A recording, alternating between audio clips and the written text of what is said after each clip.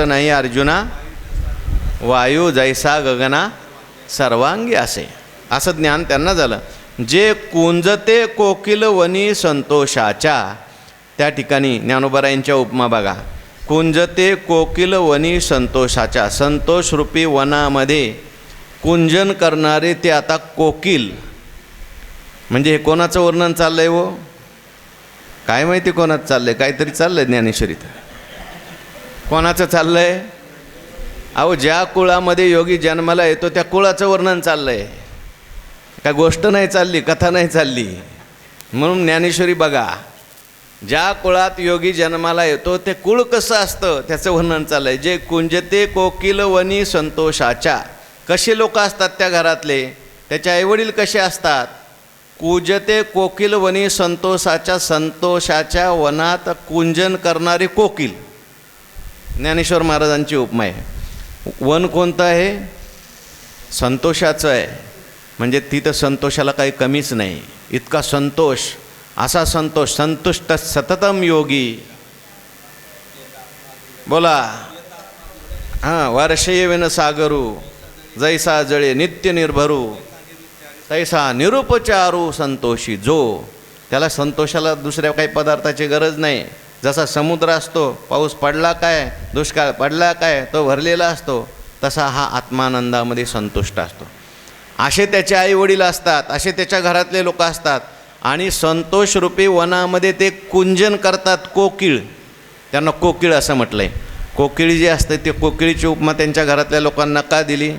कोकिळ जी आहे ती फार मधुर मधुर आवाज करते, सुंदर गायन करते. तसं त्या सगळ्यांचं बोलणं कसं असतं? कावळ्यासारखं नाही, मधुर बोलणं असतं. अशा घरात तो जन्माला येतो. हो, साळुंखी मंजूळ बोल तसे वाणी, हां असे बोलत असतात. ज्ञानेश्वर महाराजांनी आवडता पक्षी कोकिळ आणि नावडता पक्षी कावळा, गोबड. म्हणून कोकिळची उपमा दिली की बाबा त्यांचं बोलणंसुद्धा कसं असतं. हो, साचा आणि मवाळ, मितले आणि रसाळ, शब्द जैसे. हां, पुढं बोलण्याचं बोला, लगेच पटापट बोलण्याचे ओवे आले पाहिजेत. त्यांचं बोलणं कसं असतं, त्या बोलण्यासाठी ज्ञानोबरायांनी किती ठिकाणी ओव्या लिहिलेल्या आहेत. हां, मरिसता होय मायबाप, अशा प्रकारे त्यांचं बोलणं असतं. तुकोबारायांच्या भाषेत मधुरा वाणी ओठी, तुका म्हणे वाव पोटी, असं त्यांचं बोलणं असतं. अशा लोकांच्या घरात तो जन्माला येतो. कोण? भ्रष्ट योगी, ज्याने योगाची साधना केली तो या ठिकाणी येतो. मग पुढं काय होतं ज्ञानोबाराय त्या ठिकाणी सांगतात. अशा घरी तो जन्माला येतो. जे विवेकग्रामीचे मुळी, बैसले आहाती नित्य फळी, तया योगियांचे कुळी जन्म पावे. कुळ कसं असतं ते? जे विवेकग्रामीचे मुळी, बैसले आहाती नित्य फळी. कोकिळ वर्णन केलं ना. आता कोकिळ जी असते कुठल्या तरी झाडावर बसलेली असते. मग त्या घरातले जे लोक असतात ते कोणत्या झाडावर बसून त्या ठिकाणी मधुर बोलत असतात? विवेकग्रामीचे मुळी, बैसले आहाती नित्य फळी. विवेकरूपी गाव आहे, त्या विवेकरूपी झाड आहे, त्या विवेकरूपी झाडावर ते बसलेले आहेत. विवेक शब्दाचा अर्थ आहे नित्य वस्तू विवेक. त्यांच्या जीवनामध्ये नित्यानित्य वस्तू विवेक झालेला असतो. परमात्मा स्वरूपाचा निश्चय झालेला असतो. एक परमात्माच खरा आहे, बाकी सगळं काही खोटं आहे असा विवेक त्यांच्या जीवनामध्ये झालेला असतो. हो, तुका म्हणे तूची खरा, एर वावगा पसारा, अशा प्रकारचा निश्चय केलेले जे लोक असतात, हो, ते विवेकाचे गाव. अनेक ठिकाणी म्हटलेले आहे. परब्रह्मीचे स्वभाव, हो, किंवा संत तेथे विवेका असणे कीजे. अशा प्रकारे त्यांच्याकडे विवेक असतो, विवेकाची दृष्टी त्यांच्याकडे असते. आणि अशा विवेकाचे मुळी, बैसले आहाती नित्य फळी. त्या विवेकरूपी वृक्षाला फळ जे येतं ते नित्य फळ येतं बरं का. विवेकातूनच परमात्मा स्वरूपाची प्राप्ती होत असते. परमात्मा हे नित्य फळ आहे की नाही. विचारात जायते बोधा असं म्हटलेलं आहे. सारासार विचार करा उठाउठी, नाम धरा कंठी. हो, तैसे विचारता निरसले, प्रपंच सहज सांडविले, मग तत्वता तत्व उरले ज्ञानी असे हे फळ आहे.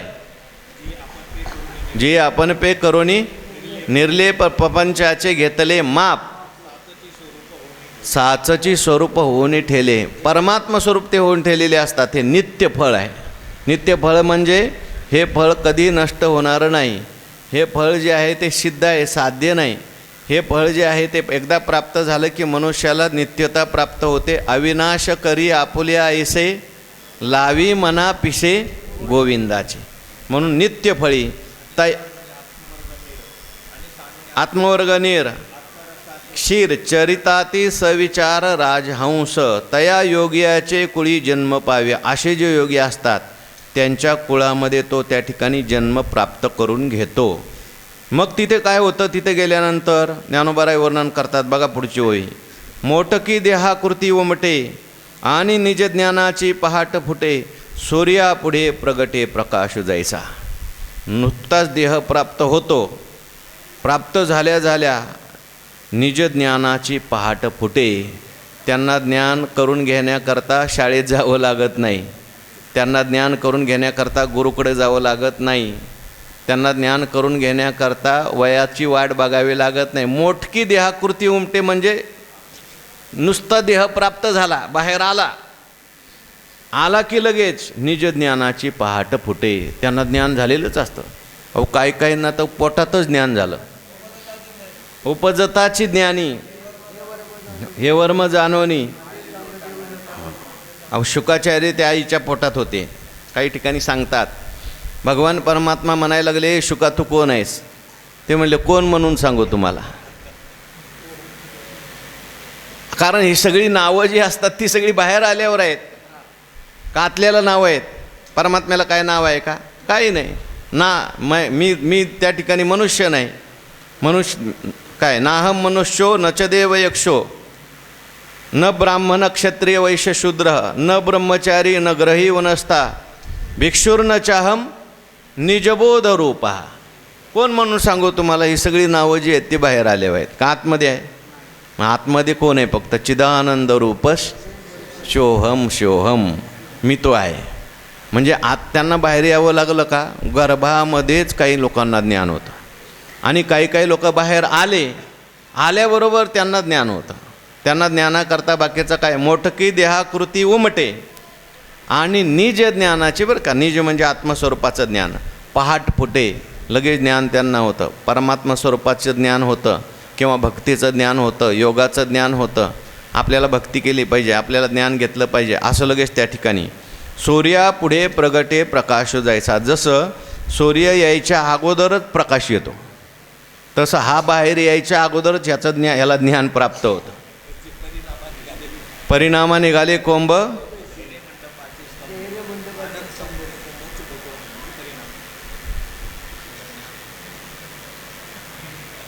ज्ञान अगोदर होतं. ज्ञान ते रामदास स्वामींचं सांगतात.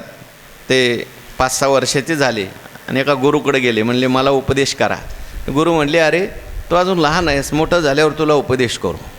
असं म्हटल्यानंतर रामदास स्वामींना वाईट वाटलं. मी लहान आहे म्हणून मला गुरु म्हणतात उपदेश करणार नाही. लगेच मारुतीच्या देवळात गेले. जेवण केलं नाही, उपवास धरला आणि तिथंच मारुतीजवळच झोपायचे. म्हणे मारुती तू मला उपदेश केला तरच उठतो. साक्षात भगवान मारुतीराय प्रगट झाले आणि रामदास स्वामीला उपदेश केला. म्हणून रामदास स्वामीचे गुरु कोण आहेत? मारुतीच, बरं का, मारुतीराय त्यांचे गुरु. असे अनेक उदाहरणं आहेत. म्हणजे त्यांना जन्माला आल्याबरोबरच ज्ञान, दुसरं ज्ञानासाठी काय जावं लागलं नाही कुठे. आता ज्ञानोबारायांना ज्ञान घेण्याकरता कुठं शिकलेलं असं आपल्याला दिसून येतं का? यांच्याकडे जाऊन शिकले, त्यांच्याकडे जाऊन शिकले? काही नाही. उपजताची ज्ञानी हे वर्म. हां, तयाचे अवयव ते सुखाचे कुंभ एर मनुष्यपणे ते भांब लौकिक भाग. तैशी दशेची वाट न पाहता. दशेची वाट पाहावी लागते का?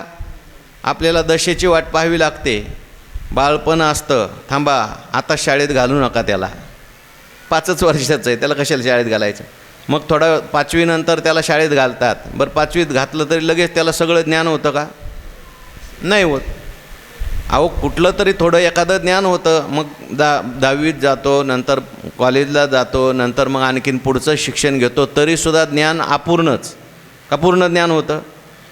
अहो जो एखादा त्या शाखेतला शिकलेला असेल तर त्याला त्याच शाखेचं ज्ञान असतं, दुसऱ्या शाखेचं ज्ञान नाही, अपूर्ण ज्ञान. हो, आता एवढे मोठे डॉक्टर आपण जातो पहा, त्यांच्यात सुद्धा प्रकार झालेले आहेत. कानाचा डॉक्टर वेगळा, डोळ्याचा डॉक्टर वेगळा, पुन्हा जीभ कशाचा डॉक्टर वेगळा, घशाचा डॉक्टर वेगळा, पोटाचा डॉक्टर, हृदयाचा डॉक्टर, हाडाचा डॉक्टर, सगळे एकच शिकलेले आहेत. पण ते म्हणतात आमच्याकडे नाही, कान दुखतं ना, ते कानवाल्याकडं जा.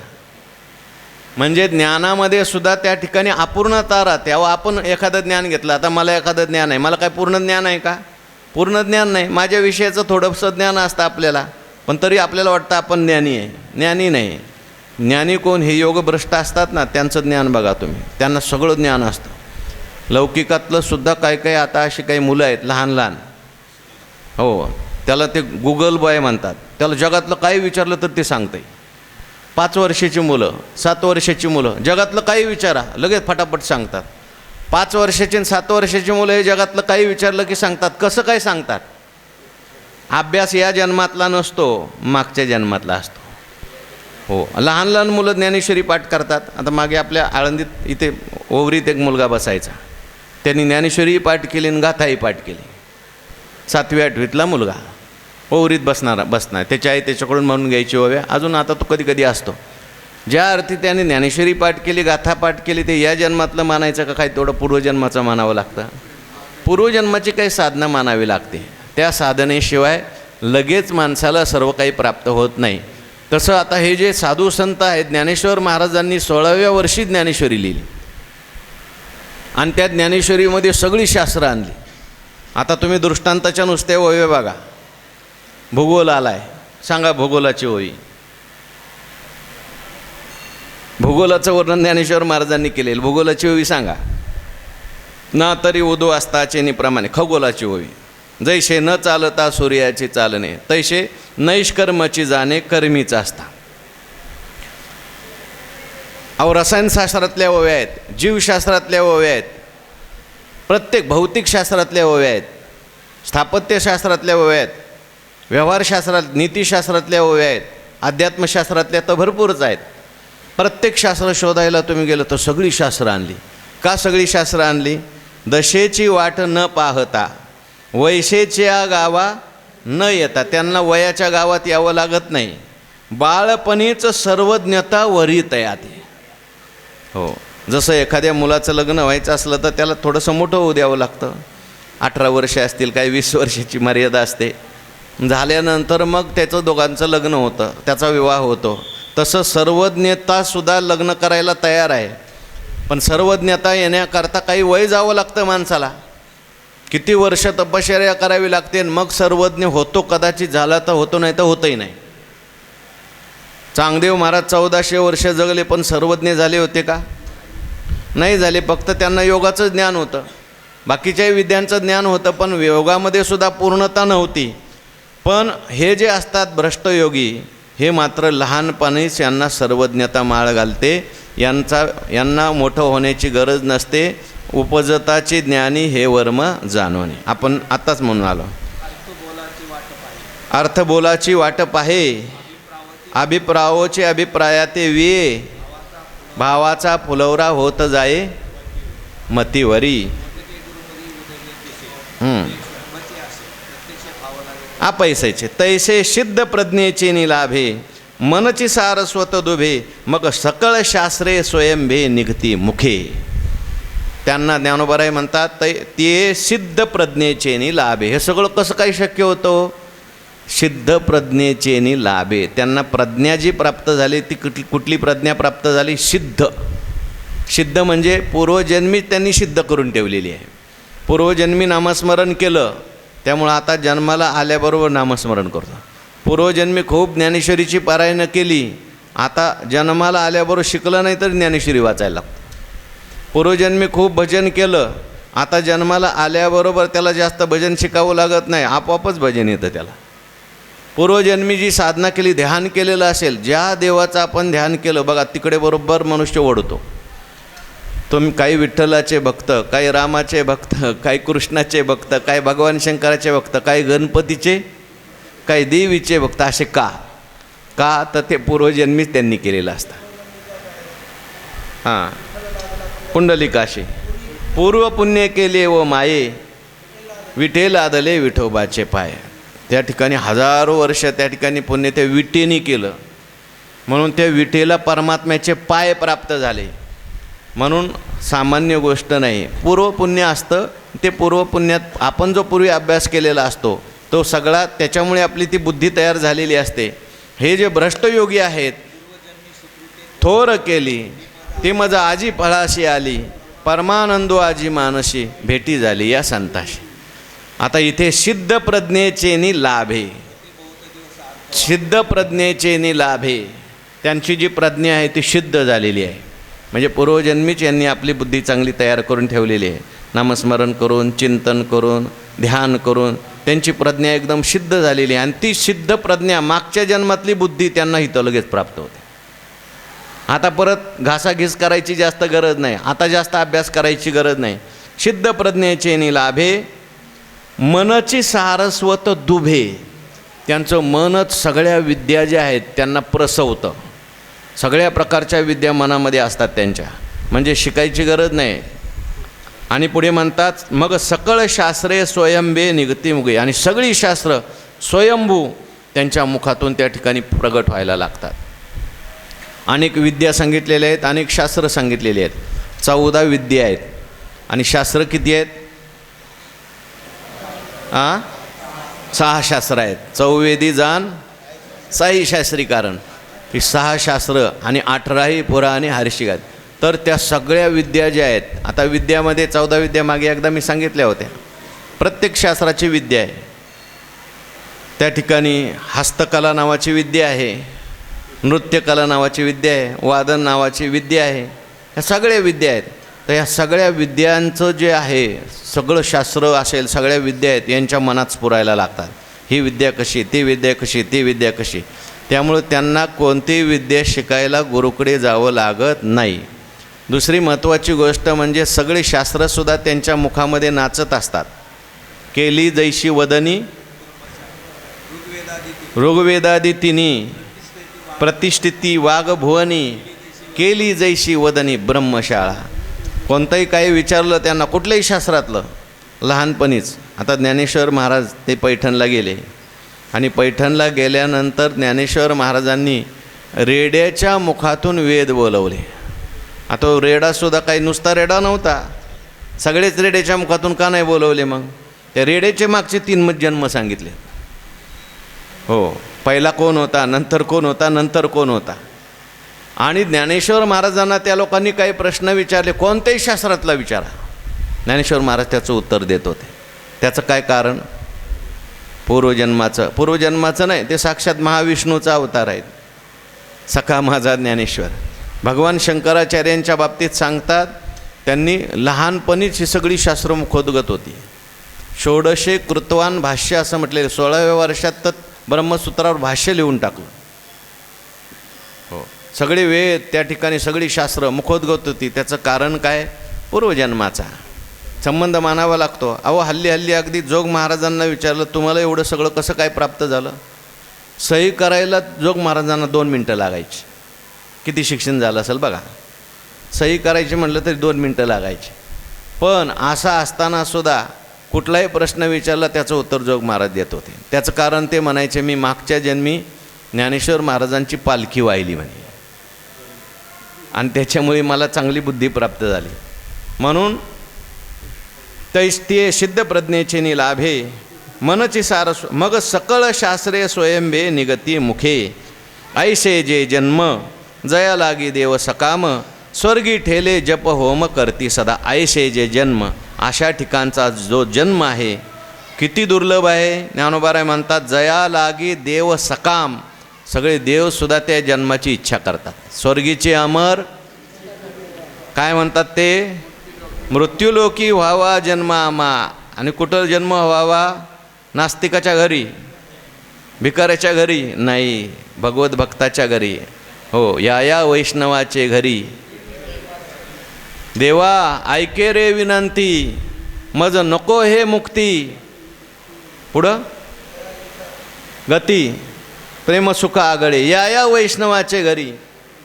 प्रेम सुख इच्छा करे. बाबा तिथंच बसा, आत जाऊ नका हो बाबा.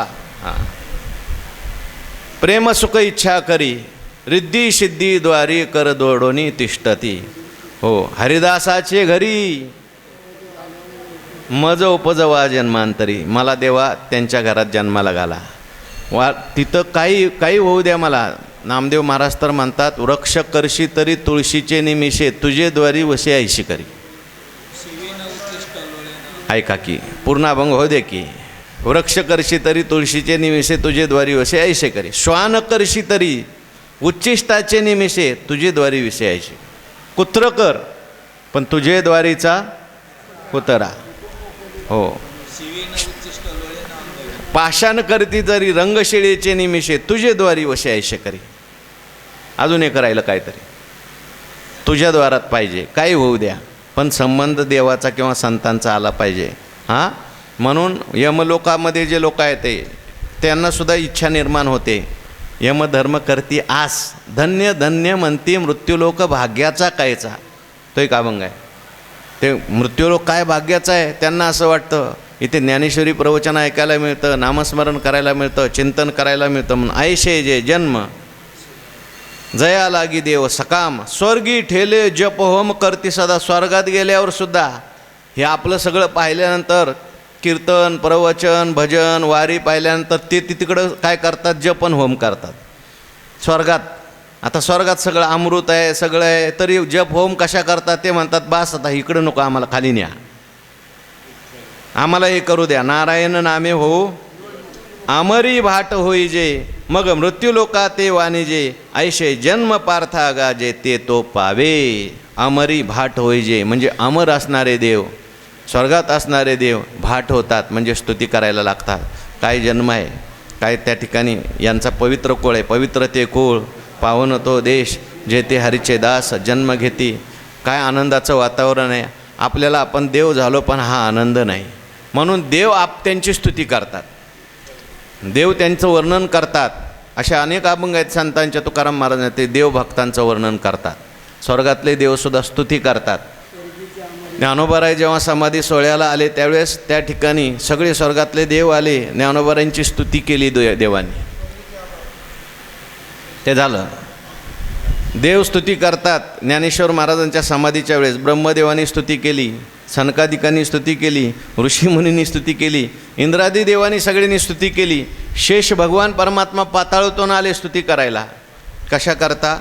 भाग्य. अहो साक्षात एवढा मोठा देव तो म्हणतो, देव म्हणती रुक्मिणी हाची एक योगी देखिला नैनी हेची जान ज्ञान संजीवनी. त्रैलोक्याशी धन्य धन्य धरातळी जो याते दृष्टी निहाळी तो वाहत येईल टाळी वैकुंठ भुवनाशी.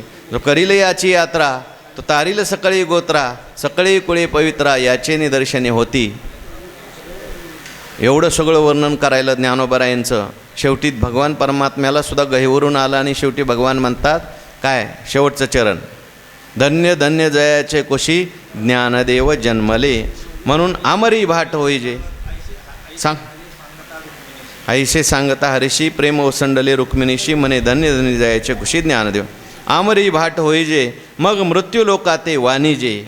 आणि मृत्यूलोकाचं ते वर्णन करतात. आयशे जन्म पार्था गाजे. अशा प्रकारचा जो जन्म आहे तो त्या योग्याला प्राप्त होतो. आणखीन पुढे काय होतं वर्णन आहे आपल्याला पुढील प्रवचनात पाहायचं आहे. पुंडलिक वरद हरी विठ्ठल श्री ज्ञानदेव.